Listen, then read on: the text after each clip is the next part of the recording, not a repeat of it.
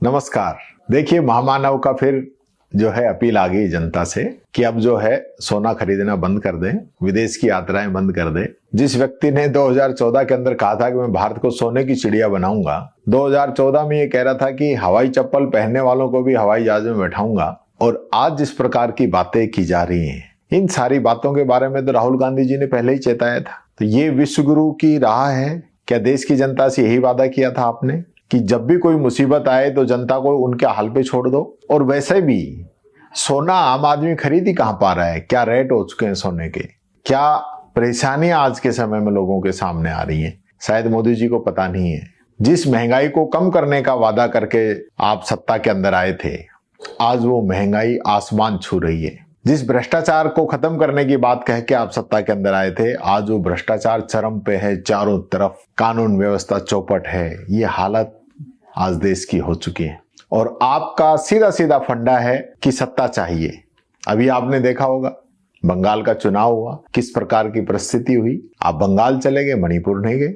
मणिपुर भी हमारे देश का हिस्सा है। मोदी जी, आपने जो अपील आज की है, तो क्या आपने देखा है कि इस एक अपील का क्या असर होगा? लोगों के जीवन पे क्या प्रभाव पड़ेगा? सोने की अपनी एक इंडस्ट्री है। हमारा जयपुर तो यहाँ पूरा जोहरी बाजार है, तो वो जो ये व्यवसाय करते हैं वो दुकानें सब बंद करवा दी जाएं फिर, इसका मतलब तो। या जिन लोगों को शादी करनी है, अन्य उनका आयोजनों के अंदर सोना चाहिए, तो वो उसको लेना बंद कर दें।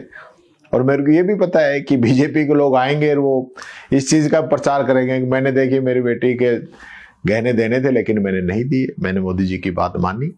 उनसे नहीं चलेगा। आज हमारी परंपराएं क्या है, हमारी संस्कृति क्या है, ये तो आपका फेलियर है। जिन बातों के लिए आप जनता को अपने हाल पे छोड़ रहे हो, आप विदेश यात्रा बंद करने की बात कह रहे हो, सबसे ज्यादा तो विदेश यात्राएं आपने ही की है। हमारे यहाँ तो मुख्यमंत्री जी प्रवास पे चल रहे हैं, रोजाना हेलीकॉप्टर लेके जा रहे हैं। सबसे ज्यादा तेल तो वो आपकी हाजिरी के अंदर फूक रहे हैं। सबसे ज्यादा उनके दौरे दिल्ली के हो रहे हैं। पूरा जो प्रवास का कार्यक्रम चल रहा है, पूरी कानवाई चल रही है, पूरा काफिला चलता है।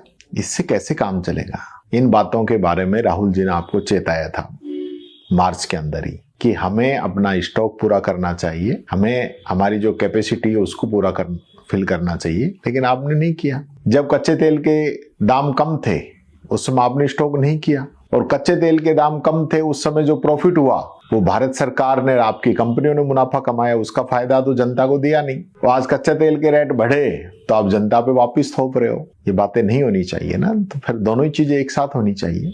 इसलिए मैं आपसे कहना चाहूंगा कि आप ये जनता को हकीकत बताएं। आप तो चौथी सबसे बड़ी अर्थव्यवस्था होने का दावा कर रहे थे, कहाँ हैं आप? जरा ये भी बता दीजिए। सब जगह टीवी पे, न्यूज में, सब जगह आपने कहा कि हम चौथी इकोनॉमी बन रहे हैं, बहुत जल्दी तीसरी इकोनॉमी बनेंगे।